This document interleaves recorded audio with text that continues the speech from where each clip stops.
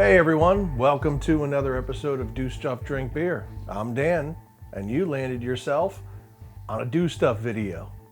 So, we look outside right now. I don't know how it is by where you are, but I could tell you right here in New Jersey, man, it's been hot and muggy and all kinds of ugh the past couple weeks. I mean, Easter Sunday on, man, we had like 85 degrees. It's been unseasonably warm here. So not only is it a great time of year to pick up a couple cold ones and have a few, it's also a great time to make sure that your air conditioner is working.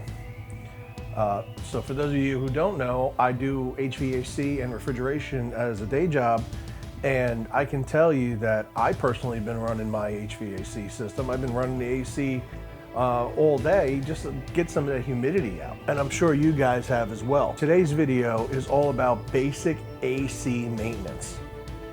I'm not gonna go into what I would normally do as a service tech. A lot of that has to do with taking stuff apart. Electrical components are involved. It's probably not something for a DIYer to do. So what I am going to go over is I'm gonna go over some stuff that might help you on a week-to-week basis to keep your AC running tip-top, especially during those really hard periods. Because it's not gonna fail when it's 75, 80 degrees. It'll fail when it's 95 plus. And believe me, take it from experience, that's when we are the most busy, and that's when you're least likely to get somebody to come out double quick.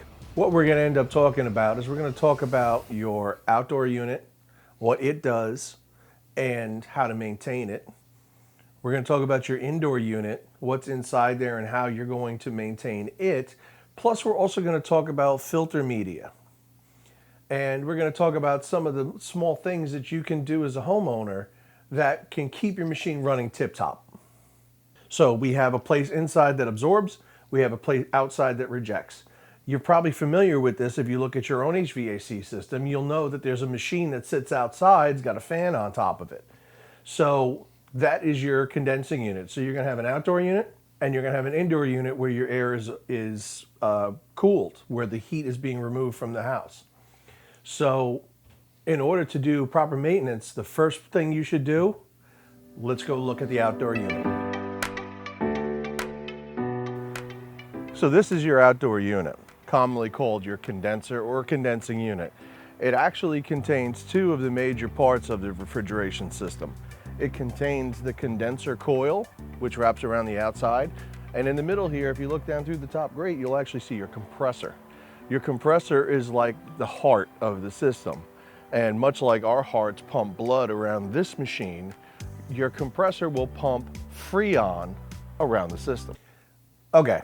So let me interject here. The word Freon, and you'll see I'm doing air bunnies with the Freon, there's a reason for that.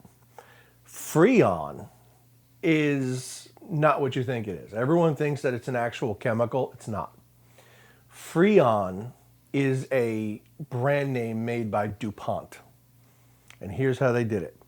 They took the suffix EON from stuff like neon, or the ON from boron. So it actually sounds like it's off the periodic table of elements. What they did is they also took the front half of the Spanish word for cold, frío. So frío plus the suffix eon, Freon. Rolls off the tongue real nice. It's a great reference to this chemical, and I bet you've used it in your vernacular several times. But Freon is actually a brand. It's like calling every car a Camaro. The major thing we want to make sure about this outdoor unit is that we keep airflow clear. The condenser coil that wraps around the outside is where all the heat from inside the house is rejected to the outside. So if this thing has a jacket on it, it's not going to let all the heat go, number one, and number two, all that heat, guess where it goes? Right back in the house. So there's no room in the refrigerant to add more heat. So we got to make sure that this stays clear. And even though it might look clean, taking care of this is actually going to cut down a lot of problems in the cooling season. So first thing we got to do, let's make sure that this area is clear. There's a lot of leaves here, so let me clean up the area first.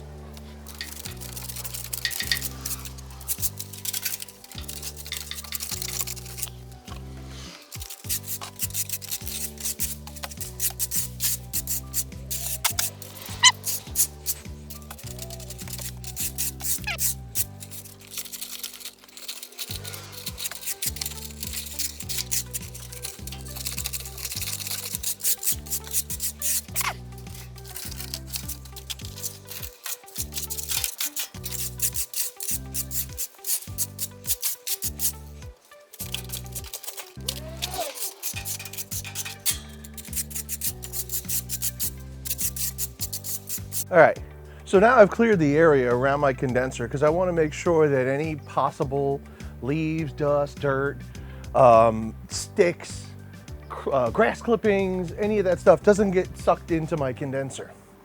Another thing is, you see mine is sitting on pavers. Yours might be different. If your condensing unit is sitting out in the backyard, maybe it's on a pad, and you have landscaping around, you might want to think about cleaning this after you do any kind of trimming, or if you have a landscaper that comes in and trims or whatever, because if you clean it first and then you trim around it, you might get grass clippings in there and it kind of undoes what you just did. Another thing to remember is that if you have somebody, be it your landscaper or, I don't know, maybe the neighbor kid or something like that, that's coming around with a trimmer, there's a thin wire here that goes to the condenser and it connects to your thermostat. It carries 24 volts, very low voltage, and what it does is it tells this thing to turn on.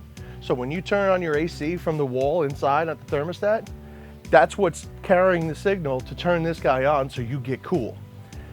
Very thin, super thin. So a weed whacker would give no shits about cutting right through it. So make sure that if it's loose, that it's secured, okay? A couple zip ties, zip tie to either the line set or the electrical whip coming out, and then you can make sure that you don't have any problems with your control voltage. Now, the next thing we're going to do is we're going to clean our condenser coil. The first thing we're going to do before we do that is we want to make sure power's off. I could either pull the disconnect right there in that box or shut the breaker off inside. I'm a refrigeration tech. I'm comfortable with pulling the disconnect and reinstalling it. You might want to go into your breaker panel and kill power there.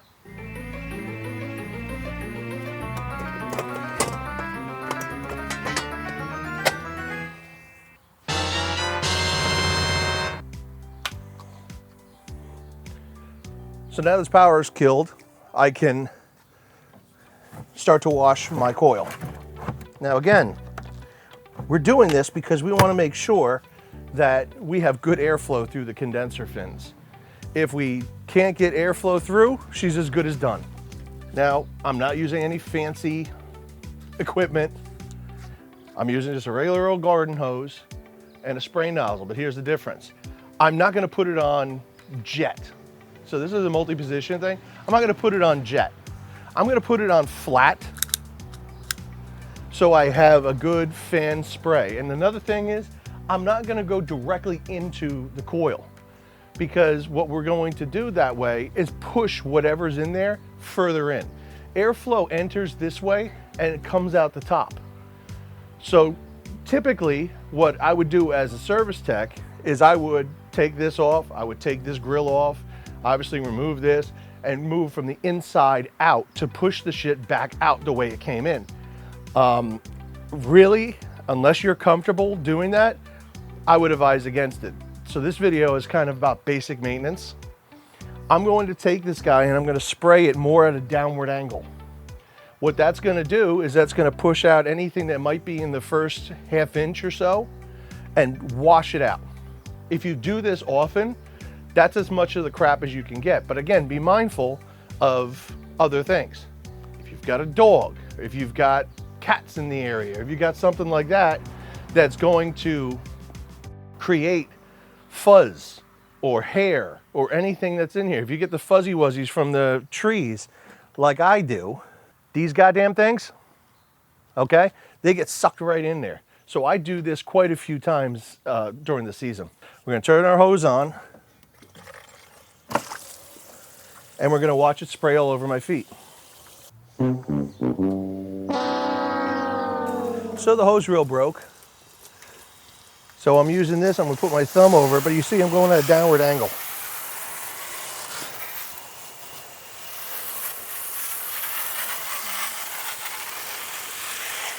And you can see the little bits that are coming out.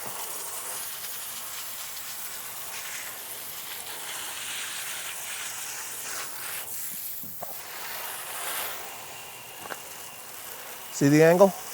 Down and out. You continue that all the way around and you'll at least have a good start on letting the air flow through it without a problem. If it doesn't get clean, or if you can't get to the bits that are really inside there, call a professional.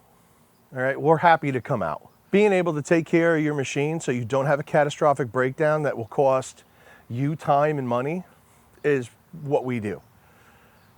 So if you're not comfortable taking this apart, and if you haven't done it before, YouTube's not an answer, okay? This video is only to give you a main idea of what to do. It is not a substitute for actual maintenance. So now once this is clean, the next thing we have to worry about is our indoor unit. That's where the other half of the refrigeration components are. It could be in the basement, it could be in a closet, or in the attic like mine. Because of course it is. So anyway, this is called an air handler. It's called that because all it does is handle air. It's not a furnace, so it doesn't heat. This is just for air conditioning. I have a separate unit that handles my heat. So in here, not only do I have the fan that moves air around the house, but I have my evaporator and my metering device that keeps the evaporator fed with the proper amount of refrigerant. This is where the heat is absorbed from the house. The fan will bring the airflow this way, bring it across this coil, which will take the heat out. The cool air continues on to the house, while these lines will carry the heat out to our outdoor unit to get rejected. The main thing we want to do as a homeowner is make sure that this air filter is clean so that we have proper airflow through the machine. So my air handler has a little sticker here that tells me where the air filter is. I move these two little clips and I can pull this portion out. See? Here's my air filter. I can see the size. It has my size right here, and it also has an indicator right here of a little arrow. So when you go to get a filter for your house, make sure that the size is correct. If you have to use a tape measure, use a tape measure. All right, they go by height and depth in this case, height and width, and then the thickness of your filter. So I use a pleated filter. So if you think about a pleated tablecloth or a pleated skirt or something along those lines, that's exactly what we have here. So if you look, it's accordion shaped. So the media looks like this. So when we look at this, you could see that we have zigzags through. Now when the air blows through, the little pockets of the media get full first, but still leave most of the filter open for airflow. Now, there's other filters that you could use, and they're usually on the cheaper side. They're called mesh filters. Now these mesh filters, the media looks like this. And if you look at these squiggly lines, as air blows through it, the media gets denser and denser. So that way the big stuff gets handled by the air coming in, and then as it passes through the filter, it will get smaller and smaller stuff. Here's the problem. The entire surface is exposed to the airflow. So once that starts to get clogged, you have no surface open for airflow. So these, although they're cheaper, you're gonna have to be up here in the attic changing them more often. Not to mention, they might not catch everything. So that's not to say that your media and your filter is a be-all end-all. You have to look at the ratings. So we all heard of HEPA filters. Now HEPA filters, high efficiency particulate arrestor, you want me on your Scrabble team. Those are usually made for people who have allergies, people who require a heavy level of filtration. If that's not you, you can go for a lower end filter and be fine, especially if you have a machine like mine that I'm only using this during the summer. So if I change this twice a season, I'm ahead of the game. So find what fits for you. If you're not sure, ask a professional. That's what we're here for, okay? So number one, you wanna make sure that your filter size and type are what your needs are. Secondly, the arrow that I mentioned earlier means that the airflow goes in this direction. It's very important because if you put it in backwards, you might restrict your airflow. So what you wanna make sure, if you're not really positive on which way that airflow goes, look at your return. This here is my return duct. My air is coming in this way and it's blowing that way. Your arrow should always face the furnace or the air handler, okay? It should be pointing this way, in my case. See which one works for you. Again, if you're not sure, ask one of us. So now that this has changed and I know that this is clean, if I wanted to, and if you wanted to, if you have a setup like this, my evaporator coil is right inside here. So every time I pull this, I take a flashlight and I look in there and I kind of take a peek to see if we have any particulate or if we have any dust or anything that's made it past the filter, or it's just time to clean the coil, okay? Most of the time, this guy is bathed in water because air conditioning not only cools, it dehumidifies. Well, that humidity has to go somewhere. So what it's doing is it's getting condensed just like a sweaty glass of water on this coil here, and then it's coming out the drain and draining away. Another thing you want to make sure is your drains are clear, okay? I have a cap where I could just pop it, take a look and see if my drain is flowing clearly or if it's plugged. If it's plugged, call a pro, okay? You don't want to mess with water, especially above a sheetrock ceiling. So keep your filters clean, keep your coil clean, love your air conditioner will love you. So anyway, take care of the AC, clean it out, change your filters, stay on top of that, and when in doubt, call a professional out. Believe me, I'd rather be able to come to your house with a couple 4-packs of cold ones than have to come to your house with my service van in order to rip out your machine and change it because it failed. That's it, folks. This is where the business starts. At this point, like, subscribe, and hit the reminder so you know when I'm dropping a video. I'm gonna be dropping them whenever I can during the hot season. Also, check out our other videos. In closing, thanks for stopping by, and I'll see you on the next one.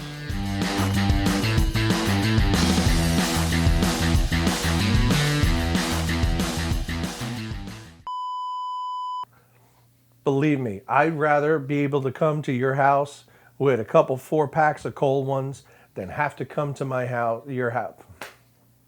Motherfucker. Believe me, I'd rather be able to come to your house with a couple 4-packs of cold ones. Motherfucker, I stuttered. We're gonna end up seeing some over the outtakes. No, that's kind of dumb. I'm not gonna say that. There's an outtake. So what did you do this weekend? Oh, I made a video where my friggin' hose reel broke, and most of what I need to do has to deal around this stupid hose reel. What did you do? That's it. I gotta start writing a script.